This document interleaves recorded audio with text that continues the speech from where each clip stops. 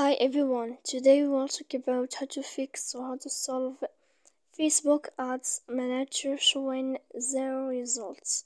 To know how to fix or how to solve Facebook Ads Manager showing zero results, you should just go to settings like this. We will click. After that, in this page, you will go to apps, default apps, app settings. When you will see this list, you will go down to find the application of Facebook and you will enter. Then in this page you will go to click for stop. When you will end this, you will enter to storage. After that we click clear cache. Then you will go to click clear data.